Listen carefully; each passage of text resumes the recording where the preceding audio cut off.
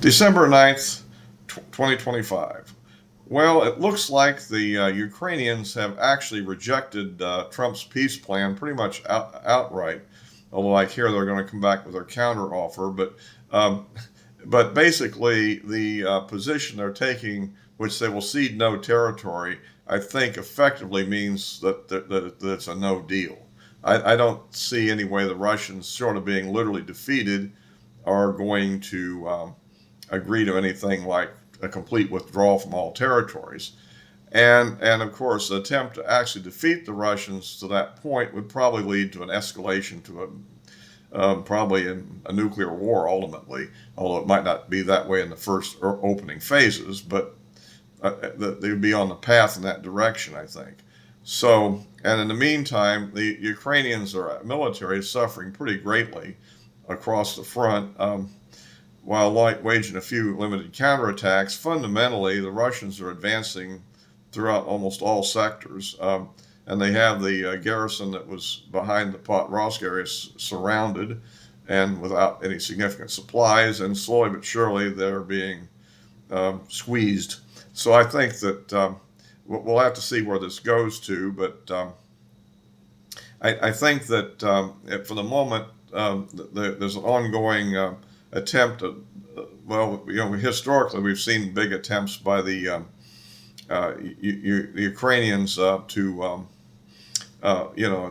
win by attacking Russian oil. And for the moment, perhaps they've even taken oil coming out of the Black Sea area off the line by attacking some oil tankers and destroying them. And of course, that I guess these were tankers that didn't have a lot of oil in them at the moment, or else the Turks would be probably pretty upset with a massive oil slick. I don't know. We'll have to see where that all comes to. But you have that's the sea drones, and there's also a sabotage off the coast of Africa, which was, I'm guessing, probably done by French special forces, if I had to guess.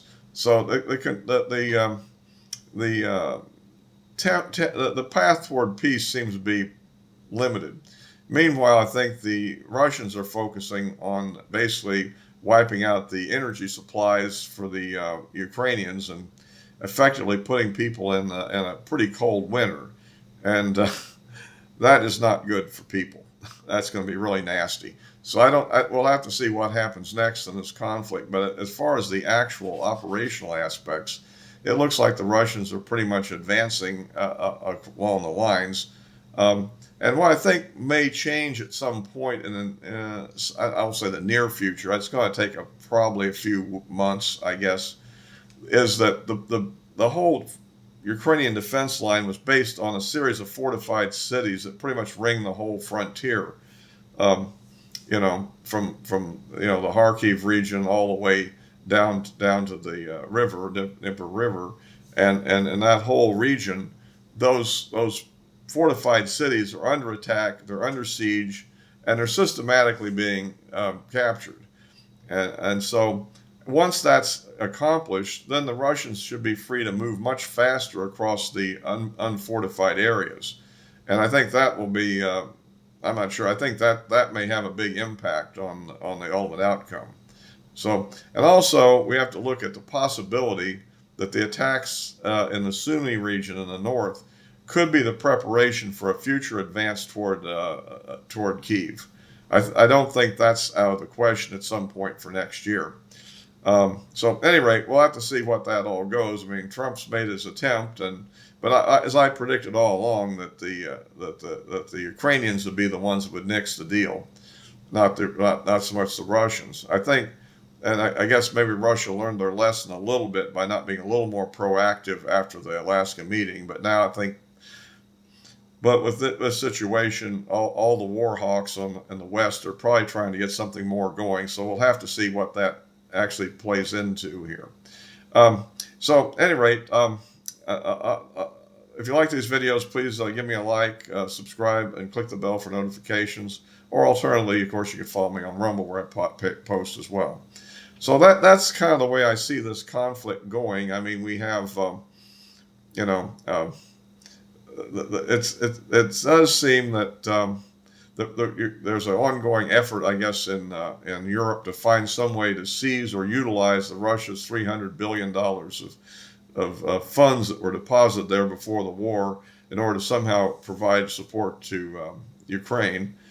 But on the other hand, the biggest problem Ukraine has isn't money ultimately.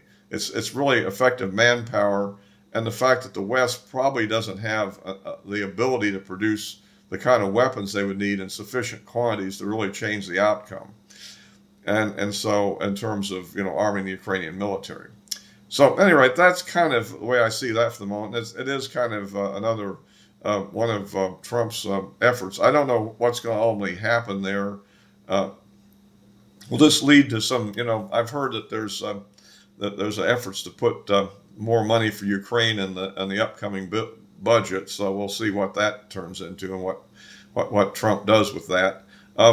So anyhow, on the other military matters, of course, we have the ongoing attack on the drug boats in the Caribbean and some off on the Pacific coast too, and and of course the ongoing attack on Pete Hegseth and so forth, and but it looks like, as I see it at the moment, that there was a poll came out finally, and it looked like something like 62% of respondents actually approved of what we were doing on attacking the drug boats. So it looks like the Democrat effort to turn this into the big war crime hysteria has perhaps backfired.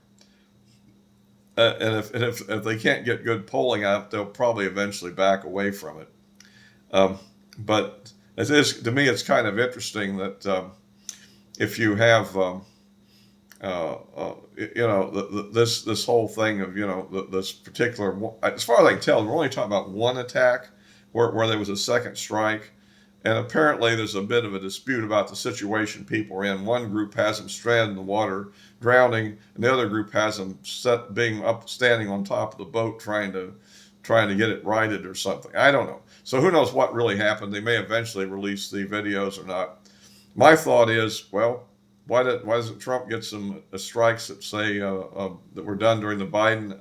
Let's say during the Biden and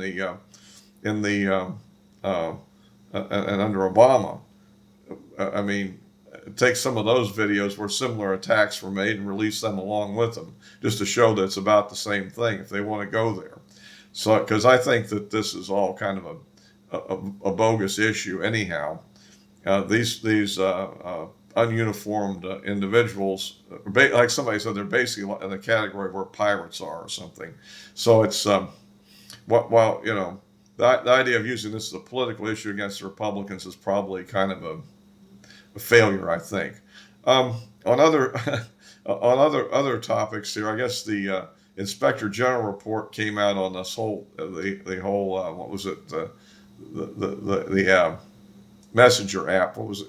Anyway, they used the Messenger app instead of the official classified app to talk about some stuff that was probably at the level of official use only, and it probably shouldn't have used a more secure app potentially.